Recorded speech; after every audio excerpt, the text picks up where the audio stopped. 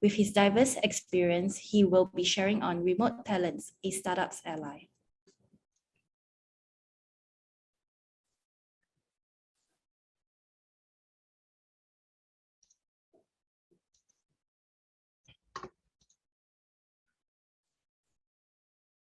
Hi, Cheryl.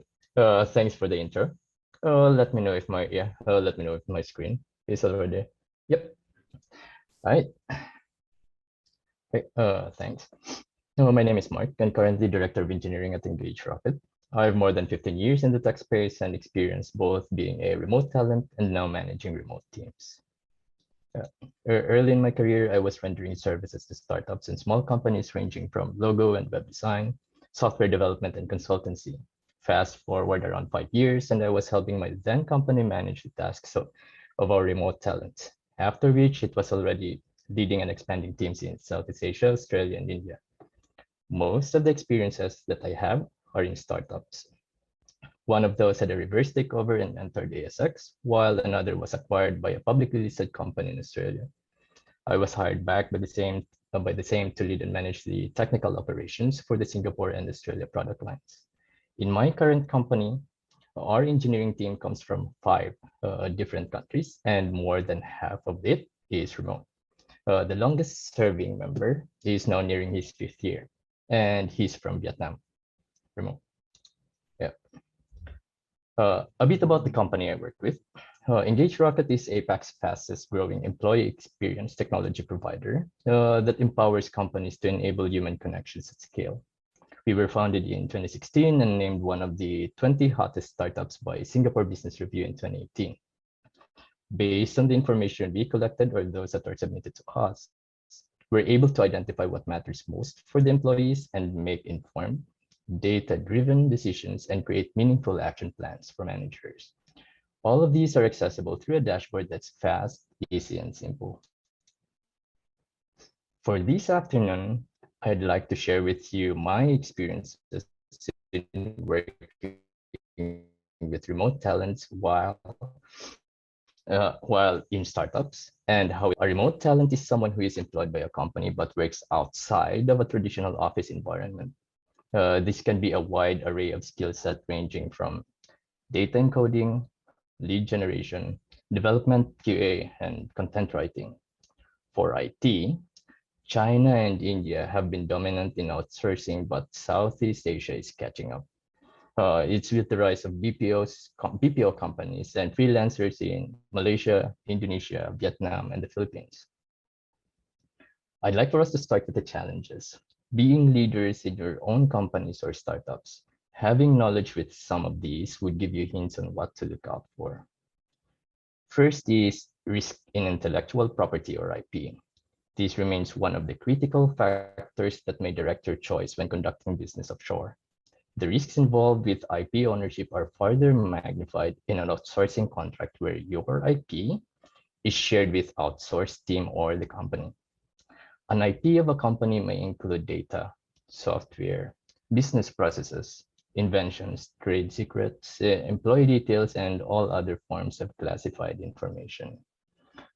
Next on the challenges is communication. This has been highlighted by Frank earlier. What I refer to here is the ability of remote talent to engage in effective verbal communication when in meetings or discussions. English is not their first language and has a tendency, in most cases, to be passive. This will be challenging, especially when going through requirements and specifications or whenever you are doing your tests. As a startup, what you need is a high-performing team and members having the ability to wear multiple hats. For this to work, everyone in your organization should nurture the mindset of collaborating with one another instead of existing as a collection of competing silos and individuals. Having remote individuals in the team further increases the time and effort. Some other challenges that may be related to this would be no team governance. People tend to resent collaboration when they aren't given clear objectives and KPIs or don't understand what their teammates bring to the table. Next is lack of transparency. When you have team members whose work depends on others, they need to share the progress, blockers, and dependencies. Without transparency, teams can't establish trust. Uh, Competition. Competitive barriers prevent knowledge sharing, and turf wars discourage collaboration. In fact, one of the collaboration's main benefits is that people, even those with vastly different skill sets, can mentor and teach each other.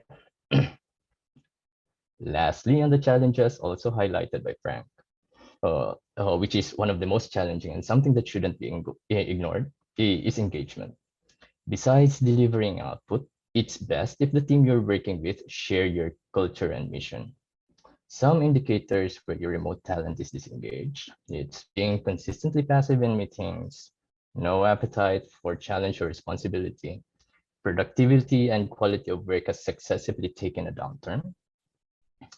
Taking more time off without good reason, absenteeism, consistent tardiness, and then behavioral changes. Behavioral changes can be withdrawal from the team or having a more negative attitude. Now, of the years that I've been working with remote teams, the benefits have often outweighed the challenges or risks. One of the top reasons why remote talents are favored by startups is its lower cost. Regardless if it's an outsourced team or a direct remote hire, you're already giving a lower salary and incurring minimal operational costs. Now, it's a fierce competition for talent in major hubs, like Singapore. Tapping into remote talents give you a vast resource pool that has comparable expertise and capabilities. This would give you better options rather than fighting for limited source for local talents with the big guys. By big guys, I mean the big companies. Additionally, for startups, a faster go-to-market is a win in the books. This can give you a lot of things. First one versus a competitor over a novelty of an idea, testing the market, or having the ability to collect information that you wouldn't have otherwise. Also, some outsourced companies may already have functionalities or features that you need. They just need to customize it to your specifications. Therefore, even quicker deployment time.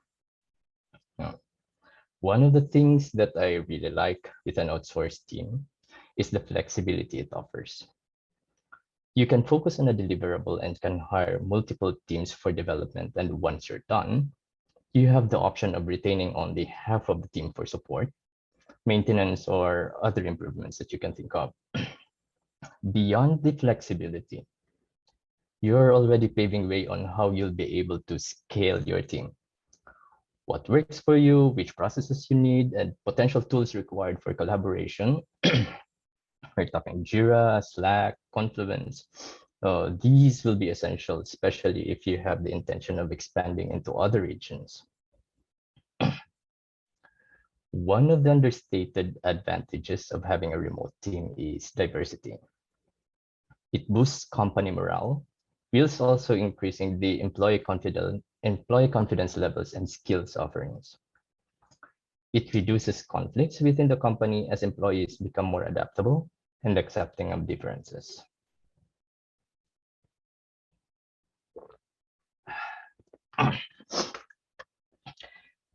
The other advantage, where was that?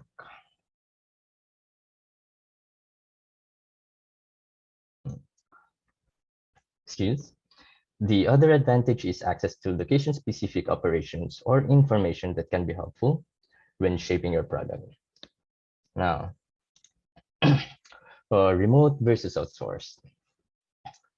These are the two options that I'd like to share with you when engaging remote talents. And it depends on what's applicable for you. I hope that after this, you'll have an idea which one. A remote team is one composed of remote employees exclusively working for your startup or company. It allows for increased control over processes and communication. Although they aren't physically in your office, your remote team is part of your organization, much like full-time employees. Because of this, you can better manage the outcomes driven by working processes, working hours, and team.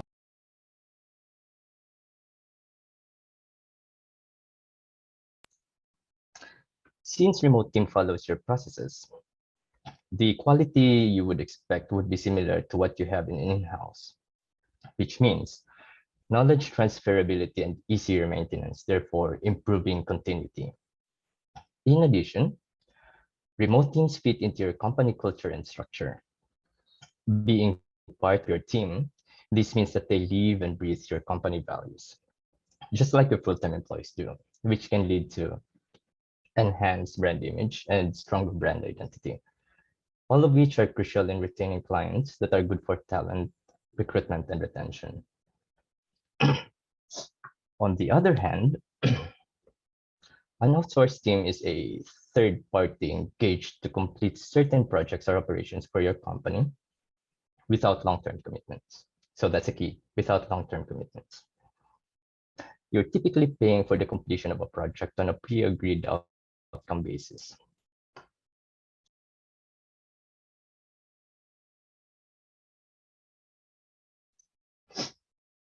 While this could mean lower project costs, it can be difficult to modify or alter the scope of pre-agreed outcome, as is often the case for fast-growing companies.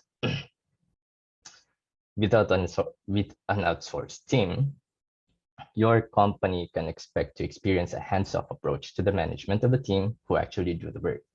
So if you don't have the bandwidth of managing a team, outsource is for you. Although this seems like it would pay off in the long run, it can manifest future risks.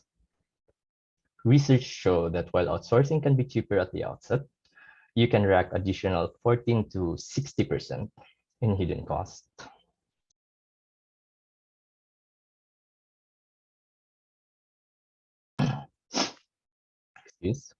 Whether it's from the cost of poor quality or the cost of unplanned risk or lost time in coordination. Relating to fast go-to market, some outsourced teams may already have a framework for features and functionalities that you need that only requires to be customized to your specifications and have a shorter time for MVP. Now, the Vietnam team's experience. I have the privilege of having both engagements with teams in Vietnam. During my time in Spruik and Indigo, we were creating mobile applications for our clients, and the scope was defined for each of the application. We have an iOS and Android SDK, which are outsourced and used. Speed was of the essence, and we were able to ship out a mobile application between 6 to 8 weeks. Once deployed, we always downsized the outsourced team for support, offering the flexibility we needed. Now, from let's say 8 developers, we downsized it to 4. Since English is not the primary language of the developers, communication was always a challenge. This is where the project manager is helpful. The project manager, she spoke clear English, and it was common for her to translate to Vietnamese whatever we were trying to explain during the meeting. Now, fast forward a couple of years, currently at EngageRocket, I've inherited a team with some members coming from Vietnam. Communication was a challenge for some initially, but after a few months of getting to know them, after a few months of talking to them and then encouraging them to go to English courses, this is no longer an issue. So just be cautious of this.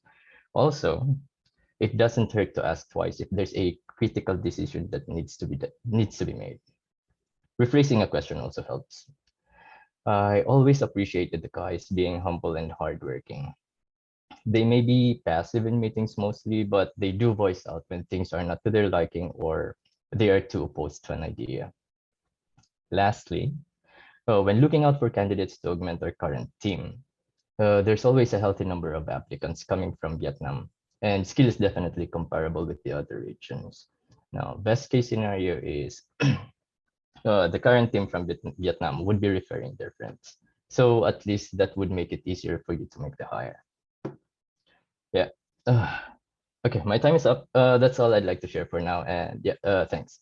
Should you have any questions, feel free to reach out during Q&A or connect with me at my email. Thank you, Mark, for sharing so candidly about working with remote teams. Well, there are challenges to it, but it seems that overall it has been a positive experience.